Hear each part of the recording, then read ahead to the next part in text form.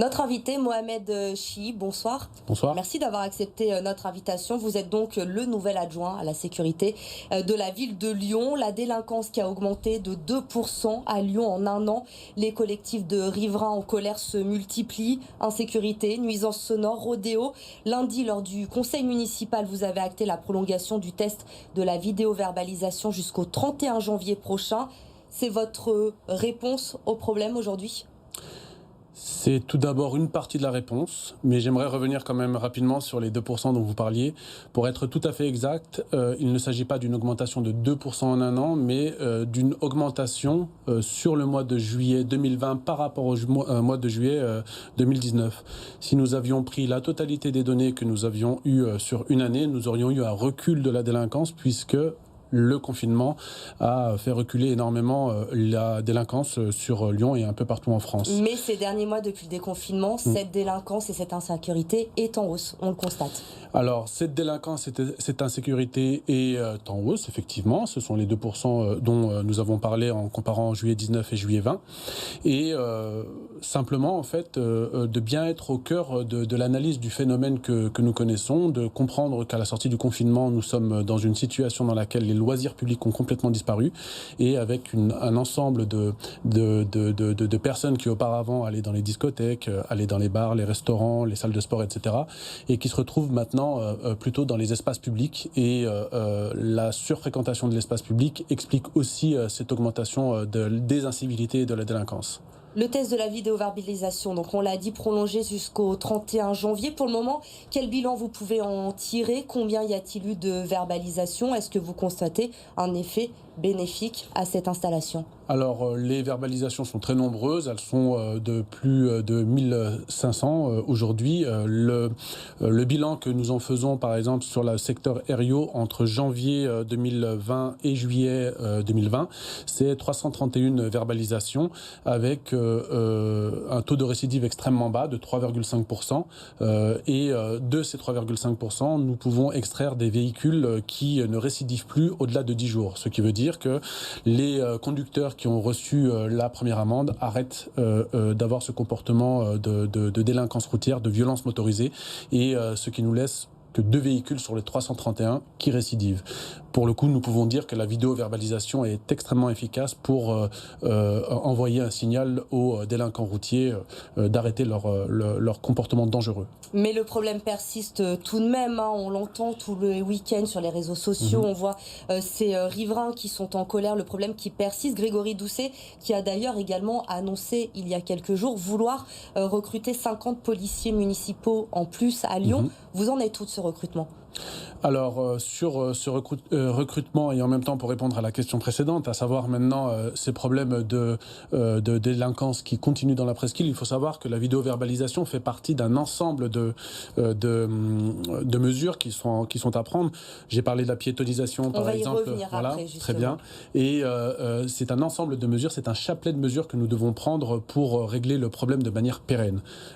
Pour ce qui est de les policiers municipaux, le recrutement de 50 nouveaux policiers municipaux. Il faut savoir qu'aujourd'hui, l'effectif théorique de la police municipale est de 350 policiers. Nous sommes autour de 300 policiers en service et il nous manque donc 50 policiers pour revenir à cet effectif théorique.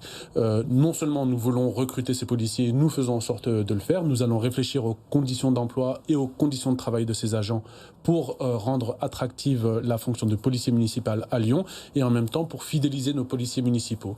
L'autre chose que je veux ajouter très rapidement, c'est que nous voulons porter aussi cet effectif théorique à plus 20, c'est-à-dire passer à 370 policiers à terme, au moins, c'est-à-dire recruter non pas 50 policiers aujourd'hui, mais 70. Au total.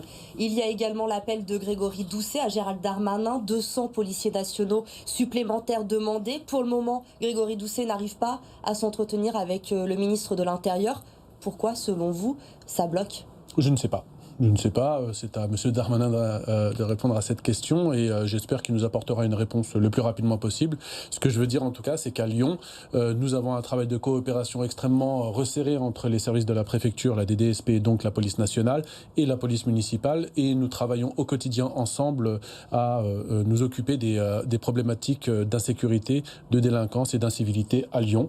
Et pour le coup, nous pensons qu'il est important de répondre aussi aux besoins en termes de policiers municipaux, policiers nationaux, excusez-moi, puisque ce travail, c'est un travail de coopération. Nous ferons notre part, nous recruterons des policiers municipaux, nous les recrutons actuellement, et nous aimerions que la préfecture et la DDSP soient dotées d'au moins 200 policiers supplémentaires pour répondre aux attentes des Lyonnais et des Lyonnaises. Alors, autre solution, vous l'évoquiez tout à l'heure, que vous proposez pour lutter contre cette insécurité, ces nuisances sonores, c'est le plan de piétonisation. Oui. Circulation interdite sur certains axes, c'est déjà le cas rue Édouard Herriot, notamment en presqu'île. Vous avez décidé de le faire également sur une partie de la rue des Capucins. Mais résultat, le problème, c'est déplacé rue Lénaud. Les habitants réclament de la concertation. Au final, ils disent, vous prenez des décisions, mais vous ne faites que déplacer le problème ailleurs dans la ville.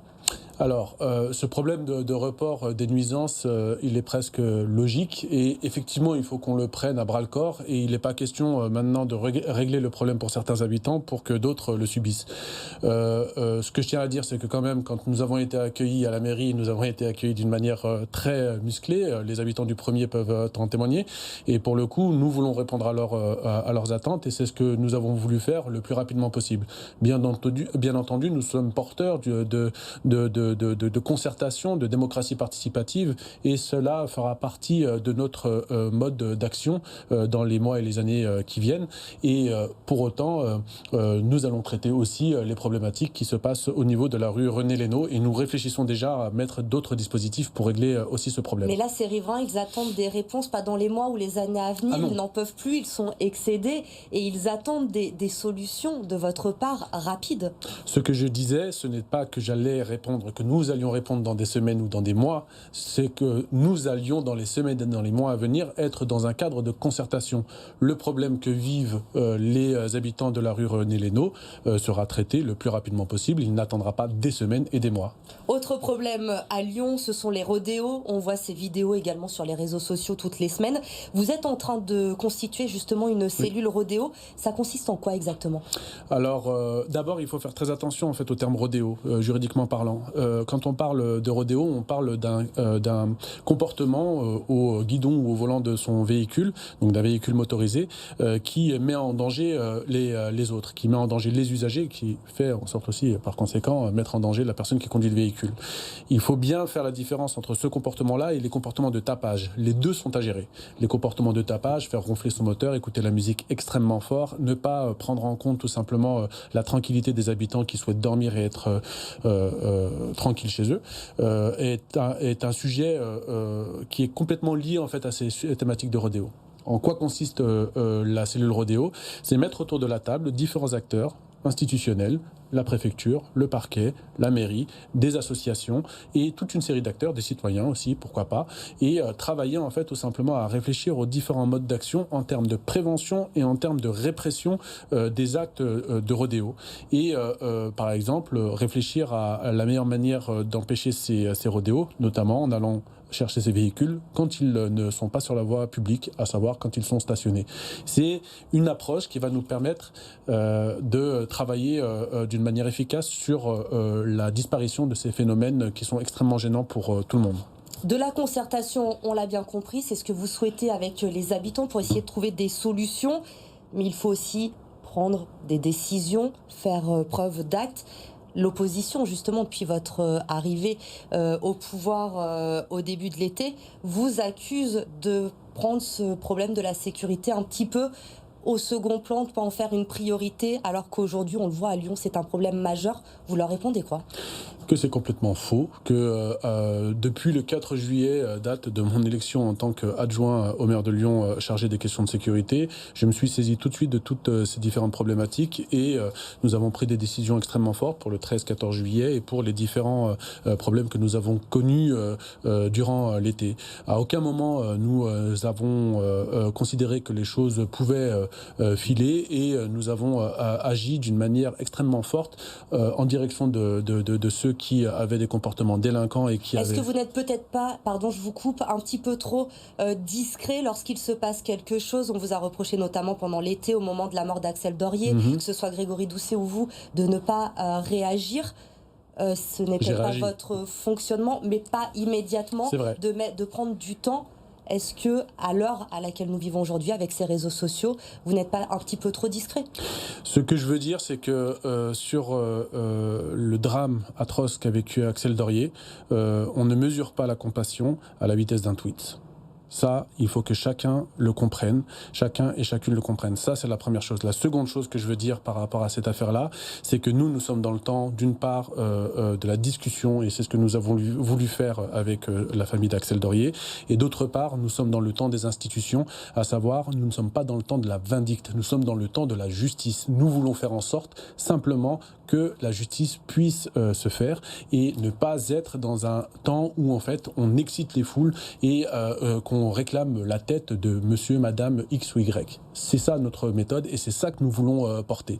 Nous voulons que les problèmes soient réglés d'une manière pérenne et agir profondément sur les comportements qui sont extrêmement néfastes pour notre vivre ensemble. Merci Mohamed Chihi d'avoir accepté notre invitation. On a compris votre message ce soir sur BFM Lyon.